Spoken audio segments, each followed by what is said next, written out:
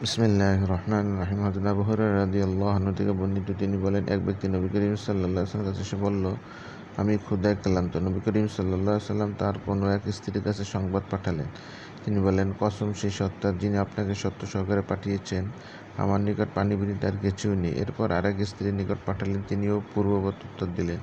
এমনকি তাদের প্রত্যেকেই একই কথা বললেন, কসম সেই সত্তার যিনি আপনাকে সত্যসহ পাঠিয়েছেন, আমার কাছে পানি ব্যতীত আর কিছুই নেই। অবশ্যই নবী করিম সাল্লাল্লাহু আলাইহি ওয়াসাল্লাম সাহাবায়ে কিরামকে বললেন, আজ রাতে কে এ ব্যক্তির মেহমানদারি করবে? এক আনসারী বললেন, আমি তাকে মেহমানদারি করাবো ইয়া রাসূলুল্লাহ। সুতরাং তিনি তাকে যথারীতি নিজের ঘরে নিয়ে গিয়ে সেই স্ত্রী বললেন, রাসূলুল্লাহ সাল্লাল্লাহু আলাইহি ওয়াসাল্লাম, এই মেহমানের যথাযথ সমাদর করো।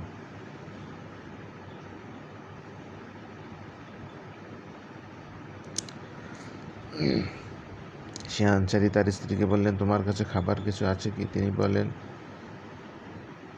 না, শুধু বাচ্চাদের খাবার পরিমাণ ছাড়া আর কিছুই নেই। তিনি আনসারী বললেন, বাচ্চাদের কিছু একটা দিয়ে ভুলিয়ে রাখো, এরা রাতের খাবার চাইলে এদের ঘুম পাড়িয়ে দিবে।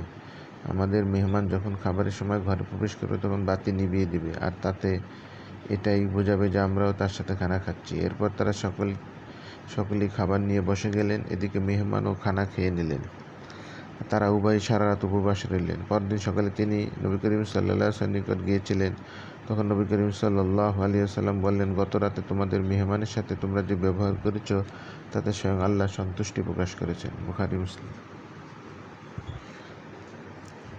আবু হুরায়রা রাদিয়াল্লাহু আনহু বর্ণিত, তিনি রাসূলুল্লাহ সাল্লাল্লাহু আলাইহি ওয়াসাল্লাম ইরশাদ করেছেন, দুজনের খাবার তিনজনের জন্য যথেষ্ট, আর তিনজনের খাবার চারজনের জন্য যথেষ্ট। বুখারী, মুসলিম।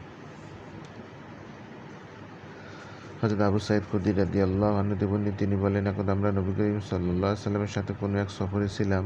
এমন সময় একটি লোক তার বাহনে সওয়ার হয়ে এসে ডানে বাঁয়ে তাকাতে থাকে।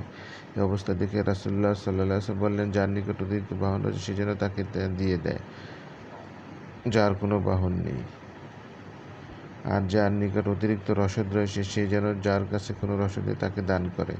এরপর তিনি বিভিন্ন প্রকার মালের কথা উল্লেখ করেন। এতে আমাদের মনে হলো প্রয়োজনে অতিরিক্ত কোনো সম্পদ রাখারই যেন কারো কোনো অধিকার নেই। মুসলিম, আবু দাউদ।